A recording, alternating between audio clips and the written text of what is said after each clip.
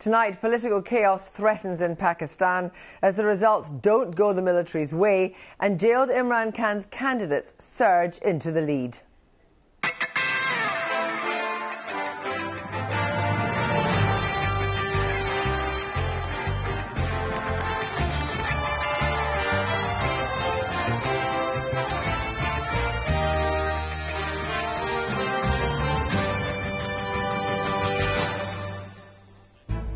In the teeth of violence and claims of vote rigging, will democracy win out in Pakistan? Imran Khan's in jail, so his supporters tonight released an AI-generated victory speech. मेरे पाकिस्तानियों, आपने कल vote देकर अपनी हकीकी आज़ादी की बुनियाद रख दी है। हमने 2024 इलेक्शंस 2/3 अक्सरियत से जीत लिया है। We'll hear from Imran Khan's former advisor and a columnist and scholar of South Asian politics, who was also a former civil servant in Pakistan. Good evening. Pakistan is in political chaos tonight after an election marred in violence and allegations of poll rigging in which the military tried and failed to control the outcome. Despite their preferred candidate, the Pakistan Muslim League's Nawaz Sharif claiming a fourth victory, independents loyal to his rival, the jailed former Prime Minister Imran Khan, who are not allowed to campaign under his party's name, have emerged as the largest political force. Tonight, there is no government in Pakistan. Sharif has both claimed victory and admitted that he needs a coalition to form a majority. Here's Joe Inwood. This was not supposed to happen. Their leader was imprisoned. Their party was shut down, forced to run as independents. Even their symbol, the cricket bat, was banned from ballot papers. Yet, somehow, last night it was supporters of Imran Khan who were celebrating. For some, a triumph of democracy. After all of that, the fact that they were able to muster the kind of performance that they did is a testament to two things in my view. One, Pakistan's people believe and own up to the fact that they have a right to elect a democratically elected government. And two, that they have immense resilience and immense faith in the democratic process to come out and vote despite everything that was thrown in their way to prevent them from exercising their right to vote. But it was also testament to the failure of the army to cope with the technology and techniques of Imran Khan's party. मेरे पाकिस्तानियों, आपने कल vote देकर अपनी हकीकी आज़ादी की बुनियाद रख दी है। Just tonight, his party released this AI-generated victory message from their jailed leader, something they'd done throughout the campaign. It's very cleverly used AI-generated clips of Imran Khan to exhort voters to go to the polls.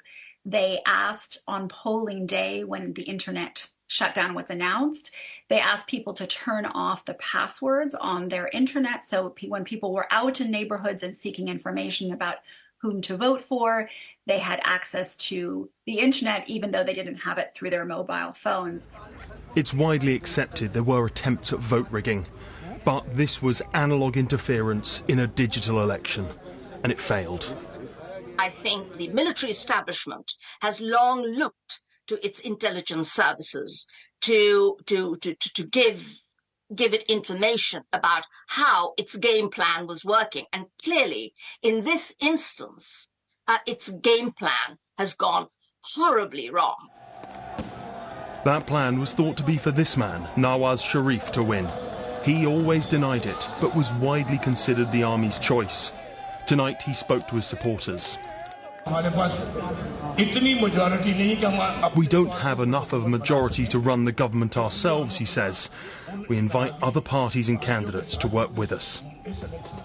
Pakistan has ended up with a fragmented parliament, with the largest bloc made up of supporters of Imran Khan, but all sitting as independents. I think it's potentially a very serious situation, because what you've got essentially is a situation in which the most popular party, the PTI, in spite of all the measures to prevent it winning, has, if not actually won, it's sort of performed extraordinarily well.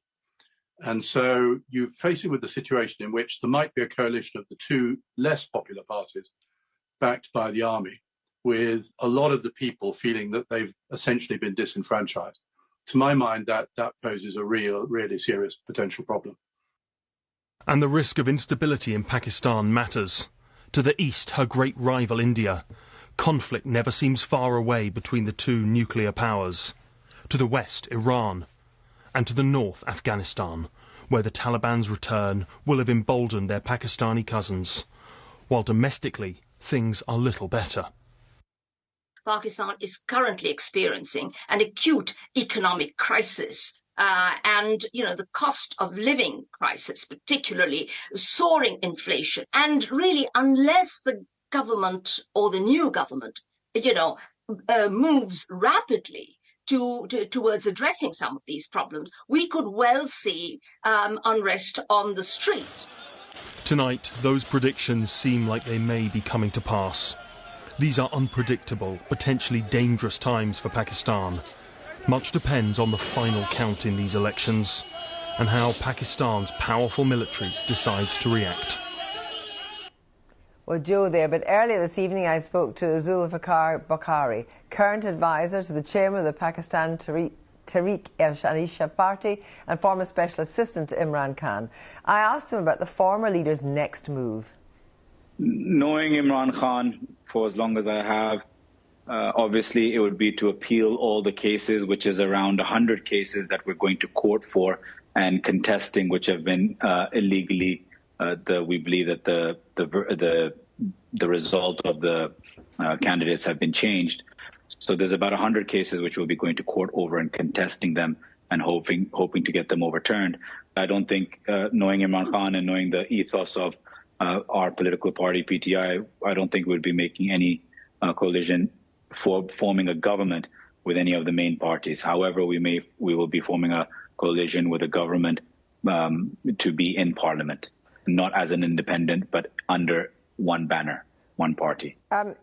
How long do you think could Pakistan stand uncertainty? There was violence during the election campaign. There's been all the allegations of vote rigging. The military didn't get its way, so there is going to be instability.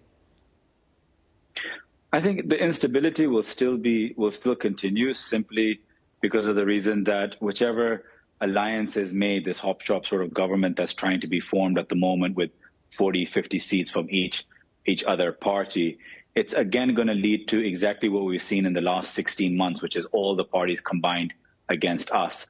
And it didn't work the first time. Pakistan saw a massive rise in inflation, or the dollar against the rupee went from 190 rupees to nearly 400 rupees. I think you're going to see the same thing. Well, we know, of course, that Imran Khan has been sentenced to 14 years. What are the chances of a release? I think the minute we get to a higher court, the sentences were given in a lower court. The minute we go to the high court and the Supreme Court, we are extremely confident that he will be released, and a lot of the charges, if not all, will be thrown out on legal merit and procedural merit. Will he call, do you think, for peace in the country just now? We've always called for peace. We've never wanted anything but peace. But the only thing is that peace doesn't mean staying silent. Peace, we want peaceful protest whenever we've had one. We've always wanted to be able to express the freedom of expression peacefully.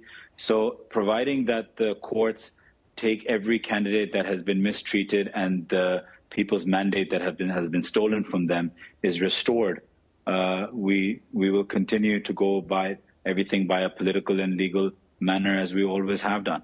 And finally, David Cameron raised, and in a statement, serious concerns about what people in Pakistan had raised about the possibility of the unfairness of the vote. Yes, I retweeted back to Mr. David Cameron for his and very gracious kind words towards what's happened in Pakistan. But, David Cameron and many other politicians have only cited the last 48 hours in Pakistan over the elections. Don't forget that whatever atrocities we've seen in the past 48 hours have only happened because we've allowed the last 18 months, the human rights abuse in the last 18 months with Imran Khan and his party members to happen. If we didn't allow those at those times, the last 48 hours wouldn't have been such a sham election as we saw either. Zulfikar Bukhari, thank you very much for joining us.